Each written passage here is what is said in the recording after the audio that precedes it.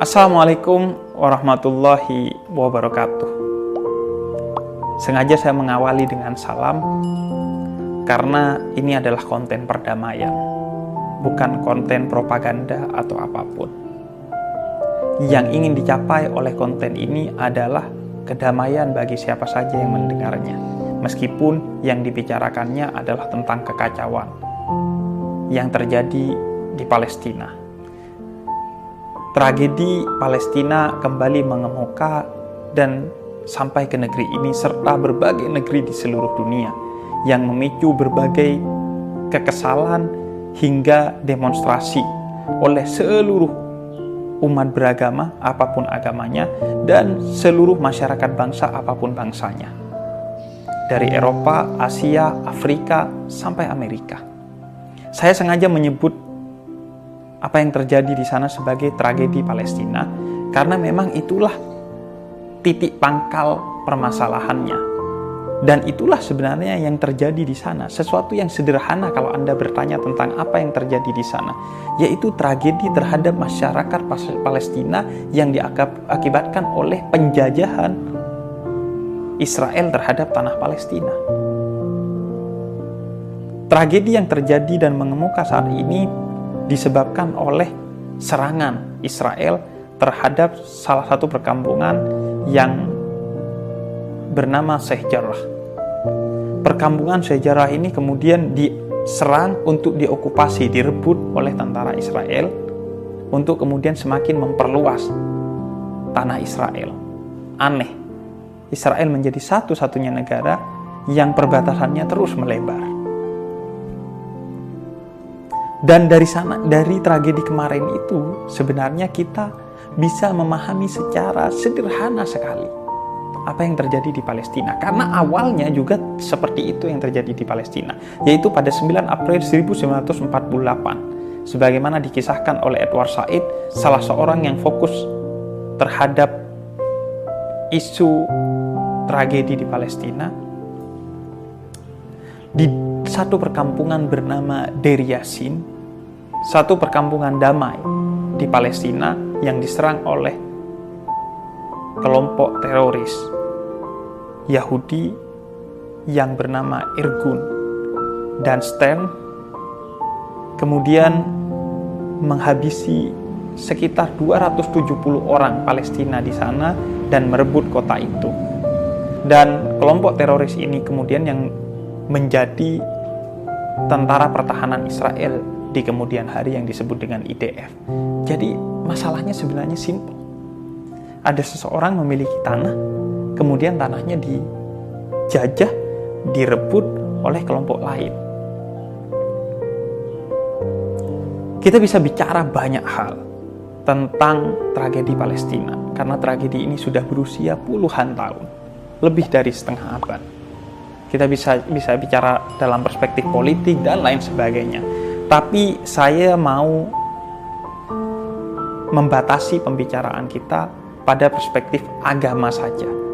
Karena selain itu memang kompetensi saya, sekaligus juga karena pada titik itulah propaganda sering dikemukakan oleh berbagai pihak untuk memperumit keadaan.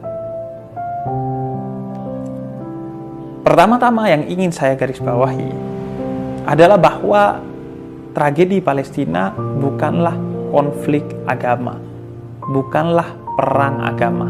Mengapa? Pertama, karena kita harus membedakan antara Zionis dan Yahudi. Zionis adalah gerakan politik Yahudi, tapi tidak semua orang Yahudi setuju kepada Zionisme. Zionis adalah gerakan yang berbasis kepada etnisitas yang lebih buruk dari apartheid untuk kemudian menguasai satu wilayah yang dianggap tanah yang dijanjikan untuk etnis tersebut. Zionisme juga adalah gerakan religiusitas yang menganggap satu tanah di Palestina adalah tanah yang dijanjikan oleh Tuhan mereka kepada mereka. Tapi dia gerakan politik. yang memanfaatkan isu etnisitas dan isu religiusitas.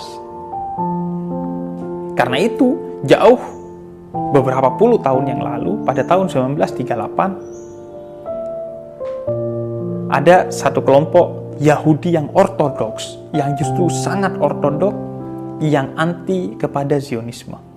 Bahkan moto mereka adalah Yahudi bersatu melawan Zionisme. Kelompok itu bernama Neturei Karta. Dan dia berkembang. Banyak sekali kelompok-kelompok seperti ini di Israel ataupun di luar Israel. Banyak sekali pribadi-pribadi yang berjiwa Yahudi dan anti-Zionis di Israel maupun di luar Israel. Atau yang terbaru, seorang pemudi tercerahkan, asal Amerika dan berdarah Yahudi, bernama Rachel Corrie. Tahun 2000-an awal, dia pergi ke Palestina untuk misi kemanusiaan, membantu orang-orang yang menjadi korban Israel di Palestina. Namun pada 2003, tepatnya 16 Maret, satu bulldozer Israel mau menghancurkan rumah milik orang Palestina. Dia berdiri di depan bulldozer itu, menghalangi bulldozer itu untuk menghancurkan rumah masyarakat Palestina. Tapi justru tentara Zionis tidak menghiraukan dia, yang meskipun dia seorang Yahudi, pemudi berusia 23 tahun itu dilindas hingga wafat. Surat-surat atau catatan-catatan yang pernah dia tulis kemudian dikumpulkan dan diterbitkan menjadi satu buku oleh sebuah penerbitan berjudul Let Me Stand Alone. Biarkan saya berdiri sendiri. Dia dianggap seorang yang salah oleh para pendukung Israel, termasuk di negerinya, di Amerika, termasuk oleh orang satu ras dari dia, yaitu orang-orang Yahudi. Bahkan di Amerika, beberapa media menyalahkan dia. Yang berdiri untuk dia selain dirinya adalah ibunya. Ibunya menggugat Israel secara perdata, meskipun tentu dia kalah. Tapi memang bukan kemenangan secara administratif yang dikejar oleh ibunya tampaknya, tapi satu sikap bahwa anaknya benar dan ia ingin mengabarkan kepada dunia bahwa apa yang dilakukan oleh anaknya benar. Seorang warga Amerika dan keturunan Yahudi, Rachel Corrie. Anda bisa membaca cerita-cerita seperti ini tentang seorang Yahudi yang anti-Israel dengan banyak cerita, banyak orang, banyak kelompok. Jadi kita meyakini sepenuhnya bahwa yang terjadi antara Israel dan Palestina bukan konflik atau perang agama. Justru yang dikehendaki oleh Israel adalah narasi seolah-olah yang terjadi adalah perang agama. Karena itu akan membuat orang-orang Yahudi seperti Rachel Corrie yang telah wafat ataupun orang-orang Yahudi yang seperti dia untuk kemudian terprovokasi sehingga mau pergi ke tanah Palestina, bergabung dengan Israel, membenci Palestina dan membenarkan penjajahan terhadap Palestina. Karena memang salah satu dalil yang digunakan oleh Zionisme adalah bahwa itu adalah tanah yang dijanjikan terhadap orang-orang Yahudi secara ras maupun secara agama. Karena itu, kita tidak mau terjebak pada narasi yang dikehendaki oleh orang-orang Yahudi Zionis tersebut.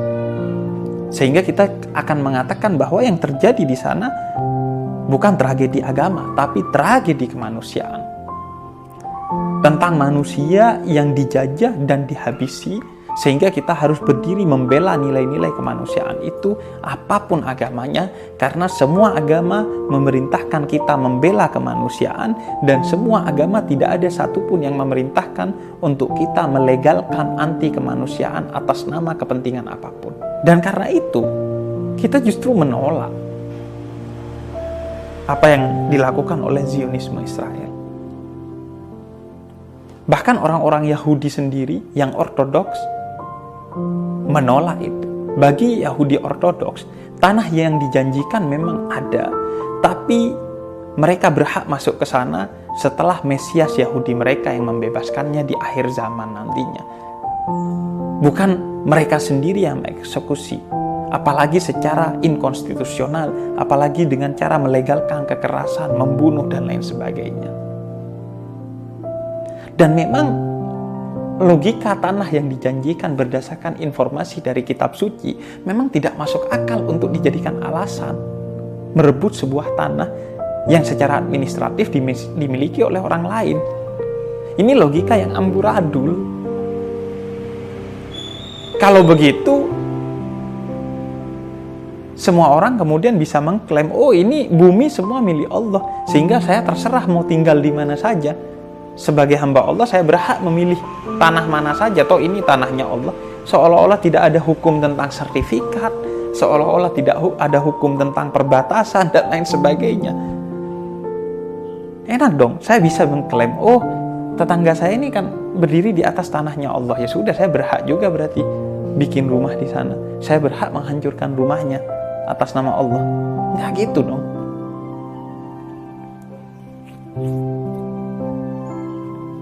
Memang semuanya adalah bumi ini milik Allah.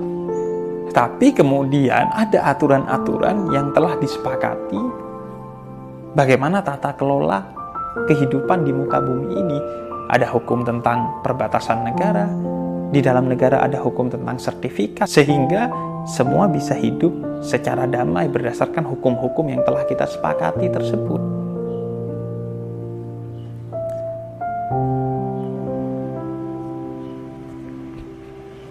Karena itu kita juga menolak ide tentang khilafah misalnya, yang kemudian mau memaksakan seluruh bumi ini tunduk kepada satu kehilafahan dan tidak mengakui hukum-hukum yang sudah ada, tapi harus kembali kepada hukum yang menurut mereka hukum dari Allah. Karena itu, jangan kita mau diprovokasi dan dipropaganda bahwa ini seolah-olah masalah antara Islam dan Yahudi. Sebagaimana kita juga tidak lagi mau dipropaganda dengan isu Islam dan Kristen yang dulu mengakibatkan perang salib. Semua agama mengajarkan kedamaian. Tidak ada agama yang mendorong peperangan. Karena itu kita tidak mau diprovokasi dan dipropaganda bahwa yang terjadi adalah perang agama. Semua agama memiliki kelompok-kelompok sempalan seperti Zionisme dalam Yahudi, yang justru apa yang digagas dan dilakukannya menciderai nilai agamanya dia sendiri dengan tindak kekerasan, penjajahan, dan anarkisme yang mereka cita-citakan dan lakukan.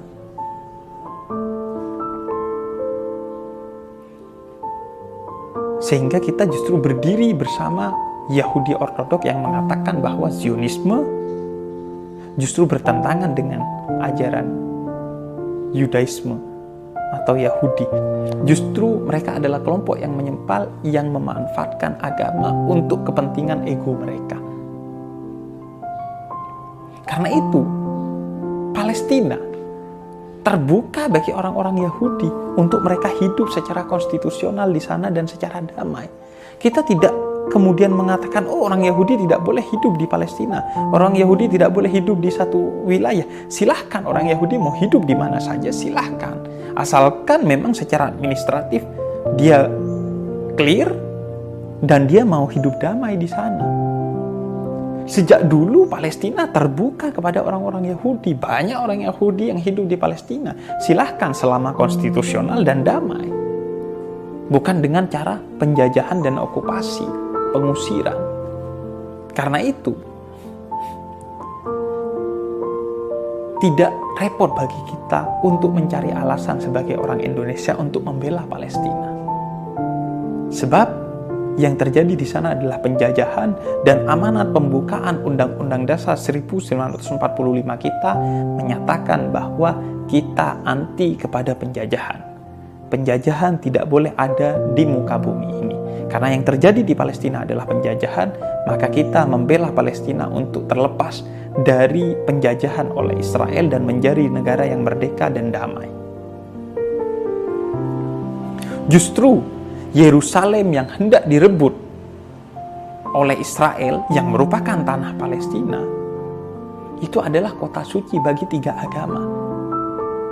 Yahudi, Nasrani atau Kristen, dan Islam. Di sana ada 3 situs suci bagi 3 agama. Ada tembok ratapan di sana. Di sana ada jejak Yesus. Di sana juga ada Masjidil Aqsa, masjid yang disucikan oleh umat Islam, yang menjadi kiblat pertama umat Islam. Karena itu seharusnya Yerusalem dikelola sebagai kota suci, kota perdamaian, kota toleransi di bawah administrasi Palestina. Atau orang Palestina tidak pernah menghalang-halangi orang Yahudi ataupun orang Kristen untuk ke sana. Justru ketika Donald Trump, presiden Amerika sebelumnya, kemudian menjadikan kedutaan Amerika terhadap Israel berada di Yerusalem dan mengakui Yerusalem sebagai daerah Israel, justru sikap itu melanggar tidak kurang dari 9 resolusi damai di PBB. Karena itu, tidak heran kalau sekarang terjadi kesepakatan gencatan senjata, tapi Israel kembali melakukan ulah di Palestina. Karena memang berbagai resolusi damai yang digagas oleh Amerika dan berbagai negara justru dinodai oleh Israel sendiri. Sehingga tidak masuk akal ketika ada propaganda yang menyatakan, oh Israel untuk membela diri ketika menyerang Palestina karena ada kekuatan Hamas yang menyerang Israel pada saat itu. Ini logika yang tidak masuk akal. Justru pertahanan diri itu justru dilakukan dan dibenarkan kalau dilakukan oleh Palestina, baik Hamas, Fatah ataupun masyarakat sipil Palestina, karena mereka yang terjajah. Sehingga yang seharusnya memiliki logika pertahanan diri adalah yang terjajah, bukan Israel yang menjajah. Kemudian ketika mereka diserang balik, mengatasnamakan membela diri, kemudian melakukan kekerasan yang membabi buta kepada masyarakat Palestina. Sudah 800.000 nyawa yang harus wafat, harus luka-luka, dan harus mengungsi dari tanah Palestina karena penjajahan Israel. Sudah puluhan hingga ratusan dusun yang telah dikuasai oleh Israel secara inkonstitusional.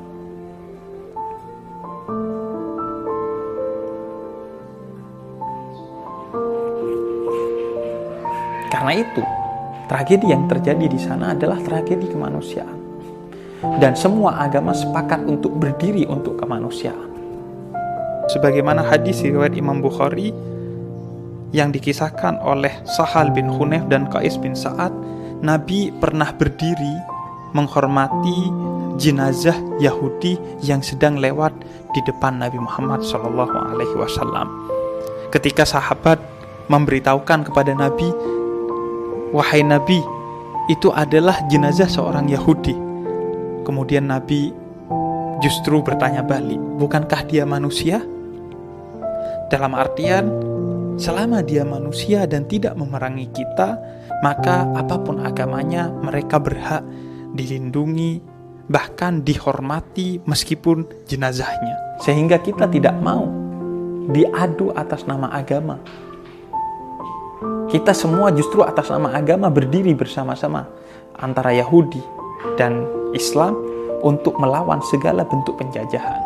Karena penjajahan dan kekerasan bertentangan dengan nilai semua agama. Karena itu, meskipun kita tidak mau terprovokasi dan terpropaganda bahwa tragedi Palestina adalah konflik agama atau perang agama, namun dibenarkan bagi kita untuk membela Palestina atas nama agama Islam. Sebagaimana orang-orang Ortodoks Yahudi membela Palestina dan anti kepada Israel atas nama agama mereka.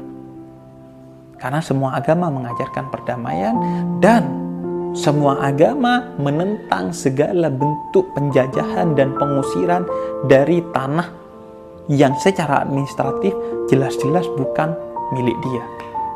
Misalnya, dalam Islam jelas dalam suratul Hajj ayat 39 dan 40, Allah tegaskan Allah bersama orang-orang yang diusir dari kampung halamannya. Artinya kita pengikut Allah akan bersama dengan orang-orang yang diusir dari kampung halamannya. Dalam hal ini adalah orang-orang Palestina. Kalau dulu di Afrika Selatan, orang-orang Afrika atas nama apartheid, politik warna kulit diusir, meskipun dia berbeda agama, kita juga akan bersama mereka.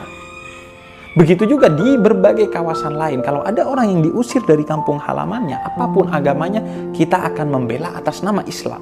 Meskipun dia berbeda agama dengan kita, tapi kita membelanya atas nama Islam, karena Islam menentang segala bentuk pengusiran seseorang dari tanah yang dimilikinya. Dan bukan hanya dalam skala negara, meskipun dalam skala kecil. Misalnya ada tetangga kita yang punya sertifikat yang sah, kemudian dia diusir oleh satu orang atau satu perusahaan, kita akan bersama tetangga kita itu.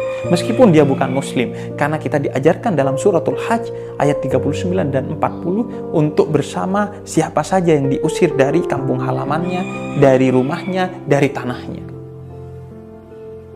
Dan dari sana juga kita akan berjanji atas nama agama kita yaitu Islam untuk tidak akan melakukan pengusiran sekecil apapun terhadap orang dari tanahnya. Sehingga jelas-jelas haram dan dosa yang sangat mengerikan jika Anda misalnya, meskipun Anda mengutuk Israel, tapi ada tetangga Anda yang punya tanah, kemudian Anda ambil tanahnya. Dan kemudian Anda cekcok dengan dia atas nama tanah itu, padahal itu tanah orang lain. Meskipun Anda menang di pengadilan dunia, tapi Anda akan hangus di pengadilan Allah kelak di akhirat. Sehingga kalau kita membela Palestina atas nama agama, itu diperbolehkan dan dibenarkan. Karena memang agama anti terhadap penjajahan, anti terhadap ketidakadilan, anti terhadap peperangan. Karena itu silakan atas nama Islam kita membela Palestina. Tapi yang dibela bukan hanya Muslim Palestina, tapi siapa saja yang berhak atas tanah Palestina, itulah yang kita bela. Mau mereka beragama Yahudi, beragama Kristen, atau tidak mengakui agama, atau bahkan tidak mengakui Tuhan sekalipun, kita akan bela atas nama Islam, karena Islam bersama orang-orang yang terzalimi apapun agamanya. Sebagaimana dulu umat Islam diantaranya misalnya melalui resolusi jihad melawan penjajahan Belanda dan melindungi tumpah darah Indonesia apapun agama masyarakat Indonesia, mau yang Kristen, mau yang apapun agamanya, kita lindungi. Yang dilindungi Indonesia, karena Islam adalah rahmatan lil alamin, rahmat bagi semesta alam, bukan rahmatan lil muslimin, bukan hanya rahmat bagi orang-orang Islam saja. Siapapun orang, apapun agamanya, kalau dia terjajah, dia direbut keadilannya, dia direbut haknya, dia dihabisi nilai-nilai kemanusiaannya, dia dirampas hak-haknya, kita akan membelanya. Karena juga di Palestina terjadi tragedi kemanusiaan yang dilakukan oleh Zionisme, maka kita atas nama Islam juga membela, karena Islam bersama nilai-nilai kemanusiaan. Siapa yang membunuh satu nyawa, dia seperti membunuh seluruh umat manusia. Karena itu kita akan melawan siapa saja yang menghabisi satu nyawa. Maka ketika Zionisme Israel menghabisi ratusan nyawa di Palestina hari-hari ini, kita melawan mereka sebagai umat Islam karena kekejaman mereka, bukan karena agama mereka. Terima kasih. Wassalamualaikum warahmatullahi wabarakatuh.